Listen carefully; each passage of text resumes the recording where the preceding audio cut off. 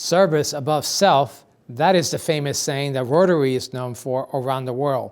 We learned how this organization is still making a difference some 100 years later. We also learned how the Alcove is touching lives for children and families by helping them cope with the grieving process. It's all here on the next Latino Motion. Join us.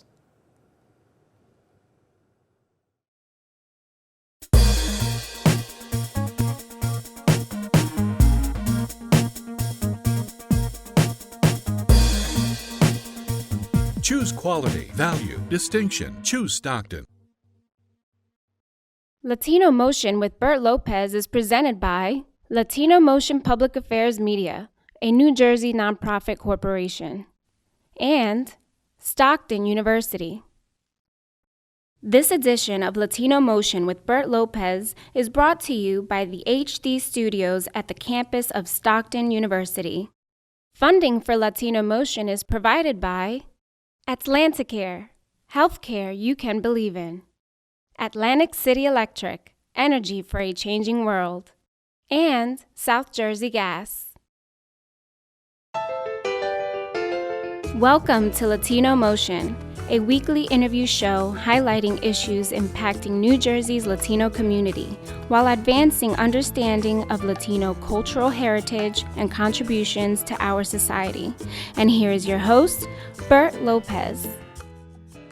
Buenos dias and welcome to Latino Motion. Since forming in 1905, the Rotary organization has taken on some of the world's toughest challenges in helping a wide range of international and service organizations from the UN to Easter SEALs. The South Jersey Rotary District is joining us here today to discuss more about the impact of Rotary. And joining me is Dave Selly and Joanne Ventura. Dave and Joanne, welcome to Latino Motion. Thank you. 1905, so over 100 years service organization. It's more like a business organization, but it really has a lot of service associated with it. Dave, tell me a little bit about the history of the organization. Well, actually, we're probably the first networking organization that ever formed. It was a group of businessmen that would get together, meet at lunch and go over various aspects of business, whether we want to have as good and as fair an organization as we can, what can make their businesses better. And they would network together, and it grew. When they go around from different cities, they start organizations there, and that's how we grew to 1.2 million members now. And Joanne, I understand that the U.S. is just a small component of it. Rotary is all over the world. Yes, Rotary is in just about every corner of the world. It's an international organization with over 1.2 million people worldwide. Doing all sorts of things. People in countries such as the United States are helping people in countries in South America, in Asia, with humanitarian needs, maternal and child health, and community development. Well, let's bring it a little bit closer to home. I know that locally you represent one of the districts. Tell me a little bit about the district you represent. District 7640 is all of South Jersey, the 6 southern counties. It's a wide diversity in membership. We have about 1,100 members and 47 clubs. And I know that over the years, you guys have been pretty active in the local community. And one of the things that Rotary's been pretty famous for is helping to get rid of polio. Big accomplishment, and it continues that work today. Tell me a little bit about that. Well, back in 1983, Rotary saw a problem with polio in the world. We all remember, at least our generation, what it was like to not be able to go in swimming pools. But we decided to take on the challenge, and we started in the Philippines, and it spread around worldwide. We got together with the United Nations, Easter SEALs, and the Red Cross. And today we're down to just 2 countries in the world with active polio, from 15,000 children a day to maybe 15 a year. And hopefully within the year we'll be that close and it'll be wiped out. That is terrific. And Joanne, tell me a little bit about what it's involved to become a member of Rotary. Well, the first thing you have to do is be asked, invited. We invite our friends, our business colleagues, people in the community. We look for leaders in our community, police chiefs and educators. We also do a lot of things with youth programs to help bring the leadership of tomorrow into our group today. Which is a great thing. And I know, Dave, we talked a little bit about that you're also trying to get more Latinos involved in Rotary. And in fact, Rotary, being that it's an international organization, it's in Mexico, it's in Puerto Rico, it's all over Latin America, but we want to see a little more involvement here with the local Latinos here in South Jersey. Tell me a little bit about that. I've had the pleasure of going to Rotary clubs in Nicaragua, in Mexico. I do missions down there. Wonderful people, and they are truly an asset to their country. And I like to see the Hispanics in our area become involved in Rotary. We do so much in the communities, and they can help so much. Their culture is wonderful. We want to involve them in our programs and get their spirit and their energy. I'm sure we have a couple community leaders out there that may want to be involved in Rotary, and certainly we're reaching out to them to see if we could start a local Spanish chapter down here in South Jersey. That would be great. Yeah, we've tried that, and we'd like to see it in places like Vineland, Hamilton, Camden. There are lots of places where the Hispanic community is large and active, and I'd like to see them join us. Well, tell me a little bit about the work that you're actually doing here locally with some of the organizations and the clubs. Well, some of our clubs are doing amazing things. They've worked together with food banks to procure and distribute food. We have a couple of groups, one comes to mind, where they have actually put together an emergency preparedness room at their local community and have stocked it with supplies, refrigeration, and with a list of people who can be assisting, who are trained to assist. And there's a lot going on with that particular project that is very interesting. We also are in the community and in the schools. We have young people involved in something called Interact, and that's where middle school and high school students form service clubs, which Rotary members mentor and help them with projects, and they help us with our projects. So if a community has a local egg hunt for the holidays, for instance, these young people will come and maybe face paint. They do social justice projects. They raise money for water projects and the like, both locally and around the world. And that's very significant, getting the youth involved. I know talking off camera to Tom Fletcher, who told me that one of the local youth groups helps to raise over $200,000 to help local charities. So that's terrific to get the youth involved in service. And your motto, service above self, really is the key. Tell me a little bit about that. Well, service above self is obviously, we have a lot of different slogans. This year our slogan is be a gift to the world. Every year we have a different one, but this one means a lot to us because everyone has within themselves a gift that they can give to the world and be beneficial to someone. So that's what we're really looking for, is people to join us to be gifts to the world. And hopefully that's what we're all striving for. Thank you so very much for sharing this vital information with our audience, and we're looking forward to have you back in the future again. And stay tuned, we'll be right back with more Latino Motion. Latino Motion with Bert Lopez is presented by Latino Motion Public Affairs Media, a New Jersey nonprofit corporation. Join us online at www.latinomotion.tv. Find us on YouTube, Facebook, and Twitter. We encourage your comments and contributions for show topics. Welcome back to Latino Motion. Death of a family member is devastating for anyone, but the loss of a loved one for any child could have life-altering effects. Helping children and families cope with the grieving process is the mission of a local organization known as the Alcove. Joining me to discuss their work is the co-founder and executive director of the Alcove, Mindy Shemtov. Mindy, welcome to Latino Motion. Thank you, Bert. Now, any loss for anyone, certainly a loved one, could be very devastating, but it's a special concern for children, and this is what your organization's focus on. Tell me a little bit about this organization. When there's a death in the family, many times what happens is the communication between the adults who are surviving and the children who are left in the family kind of breaks down. The adults don't want the child or children to see them crying when they talk about the person who passed. And then vice versa, the children learn very quickly not to ask questions of the surviving adult because they don't want to see their mother or father crying or being unhappy. So what happens is over a short period of time, the communication breaks down. And it's like the pink elephant in the middle of the room that everybody dances around, and nobody really talks about the issue that is hurting really everybody. And so what we do at the Alcove is we bring the family back together on an evening, and we have groups for each age group of the family from 3 years old all the way up to any adult.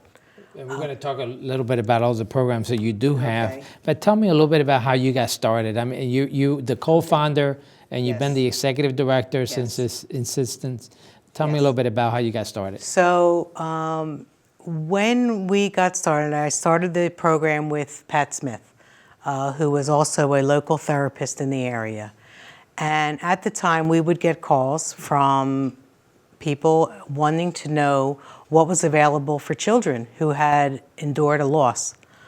They were seeing all kinds of behavior problems as a result of the loss, and there was nowhere for these children to go. And so we came together to fill this void, this gap in services to the children and families of Atlantic County, and not just really Atlantic County, for all of South Jersey. At the time, we were the first children's bereavement center in the state of New Jersey. And I know locally there've been some groups, church groups, for example, that help people with the grieving process, but this was a more focused approach. More focused, and the focus was on children and families. And the purpose of it is so that when there is a loss, if people don't have the opportunity to talk about their feelings, their emotions, what happens is people stuff them down. And in the future, that's not children good for get anyone. depression, Right. they get anxiety, and a future, and many times with substance abuse. And so the point of our program is to intercede so that a child doesn't have to go through. And I know you those gave me the problems. little cheat card here that indicates some of the statistics, which Yes. are really devastating. The grieving children are 20 times more likely to have behavioral issues. So Yes. that is significant. Very significant. And that's part of our education to the community, that children need to talk about and have the opportunity to talk about overwhelming feelings that they are having when somebody that they love dies. And you got some other statistics here, 5 times more likely to commit suicide. Yes. So it's very imperative It is that these imperative. kids get the service they need. Absolutely. And research has shown that. Let's talk a little bit about the various programs. You kind of started talking about the group that you have. You have Yes. various groups, and walk me through a little bit of those. Okay, so on a group evening, approximately 15 families come together. We have a socialization period where we serve dinner to everybody. Following that, everybody gets into a big circle, says their name, who their loved one is who died, and how that person died.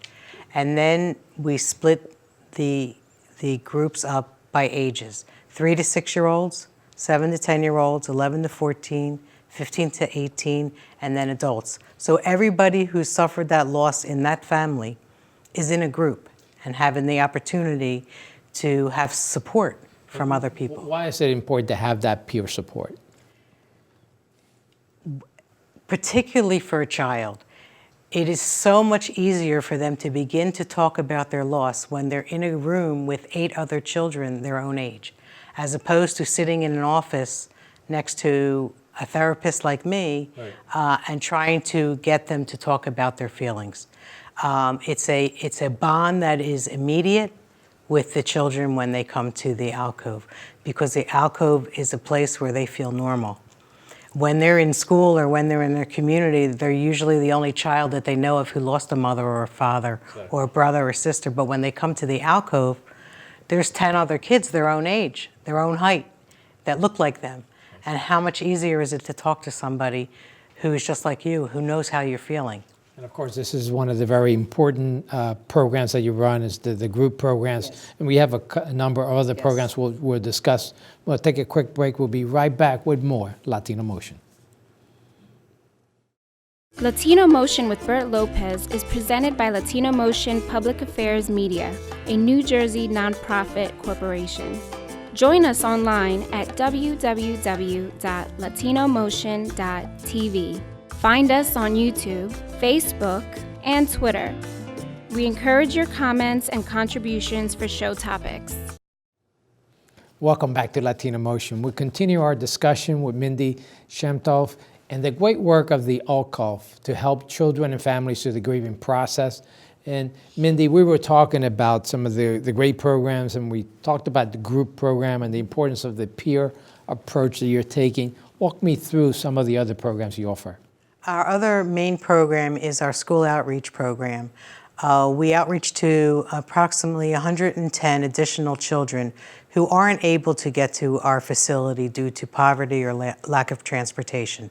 So we actually go out to schools in Atlantic, Cape May, and Cumberland County, where there's large population of children who have suffered loss. And so we offer them the same program that our main program is, so that they can benefit the same as children who are able to make it to Northfield. The three counties of Atlantic, Cape, and Cumberland, but you're throughout South Jersey, so anyone that could travel to your headquarters, and that's in Northfield? Northfield? Yes, anybody is welcome to come, yes. Not many of these groups around, and certainly good that you're providing the service throughout South Jersey. The only groups in town for children that specialize in children, yes. Let's talk about, I know you mentioned the school, you also have some home outreach as well? Yes, so this is a new program that we are really actually starting. We are trying to work on the entire continuum of grief and loss. And so we would like to be able to work with children prior to the death of a parent, where we can come out to the home and really alleviate a lot of the stress for both parents, because if they know that their children are having the opportunity to talk to somebody about the enormous changes that are happening in somebody's home. When somebody is dying, there could be medical equipment there. There could be new people taking care of the children.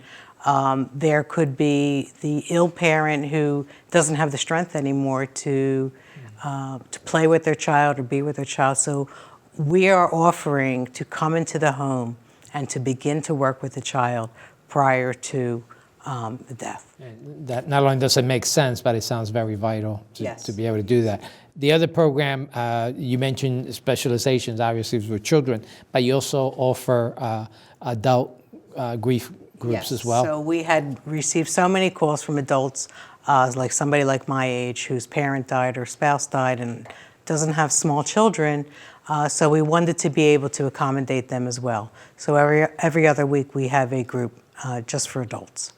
So let's talk a little bit about the grieving process and perhaps give a message out to anyone that might be going through that process as to what's the best way to approach that.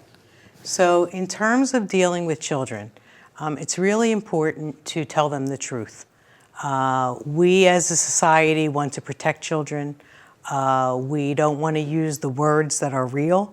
I encourage people to use the word die, death, dead. You don't want to tell your child that grandma went to sleep and is not going to wake up, because your child's going to wind up being afraid to go to sleep. And important is to tell them the truth. You don't want them to find out the truth from a stranger, because that will make them feel that they can't trust you if you don't tell them the truth. And I'm talking particularly in deaths due to overdose or suicide. you need to tell children the truth. It's interesting because most of us, the first reaction would be try to shield the child, try to spare the pain. But what you're saying is it's more important that they know the truth and not give them more pain later on. It's vital to their mental well-being because in the future, they're going to find out the truth. And it's going to be more painful to them to know that the parent who's left didn't tell them the truth. They were lied to. Now, again, you're located in Northfield, and we do have the website as well as the phone number, so if anyone wants to get more information. And by the way, you're also looking for volunteers. We're always looking for volunteers, and we would love to have an increase in the Hispanic volunteers that we have because I would say that 50% of the children that we serve are Hispanic. And that would be wonderful if we had more people to represent them. So hopefully some of you can volunteer, and unfortunately this is the only time we have. Thank you for joining us at home once again here on Latino Motion.